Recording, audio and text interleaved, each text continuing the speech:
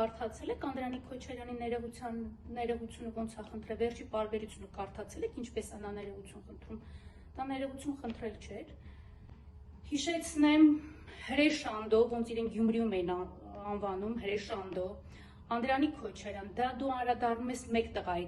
հարցի շուրջ դեռ, իսկ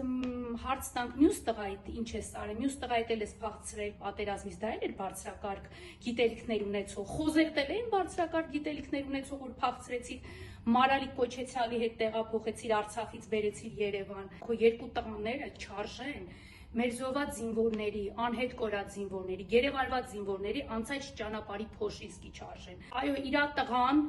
ես գիտեմ մեծն է փոքրն է, որը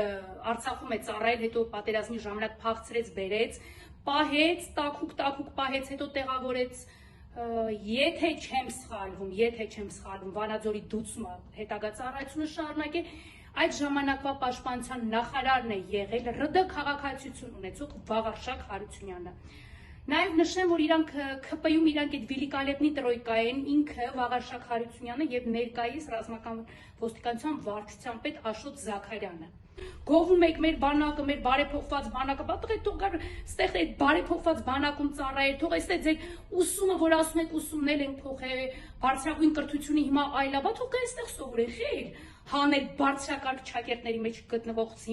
տղայի դուրսերը, ուղարկե սովորել, թող ստեղ մնար սովորելու։ Դրա առաջ օրը վարչապետն ասում է փախած գեներալ 44 օրը պարտվեցին, որտեղ փախած գեներալներ կային, 3 մետրանոց փորները առաջ գցած գեներալներ կային դրա համար։ Անդրանիկ Քոչարյան իր արժանի պատասխանը մոտակա օրերին կստանա փախածի վերաբերյալ, իսկ վարչապետը թող մի հատ նայի իր նշանակած պաշտպանության նախարարին, ու ես կուզենայի մի հատ 18 թվի նկարները պաշտպանության նախարարը նայել եւ 26-ի դեպ վարչապետն է նայի, փորերից է խոսում, կասեի ուսուցչուհին սպերվա живот, потом он видно, видին, այսպես կասե իրեն, թող ինքը իր ՔՊ-ի փորերին նայի, նոր անդրադառնանք մեր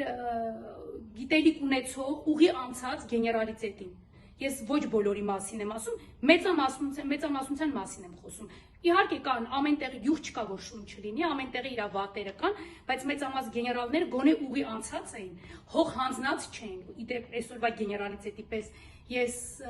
մի քանի օր առաջ անդրադարձել էի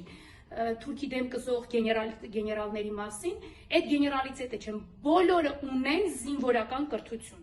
Հիմի թող նայեն ներկայիս ՔՊ-ն ով ինչ կրթություն ունի, ով ինչ պաշտոն է զբաղեցնում։ Իսկ Անդրանիկ Քոչարյան հաստատ դու արժանի պատասխանը կստանաս։ Մեր առաջնորդից ինքը կստանա, կոնկրետ ինքը չինք, պատասխանը կստանա։ Փախածը քո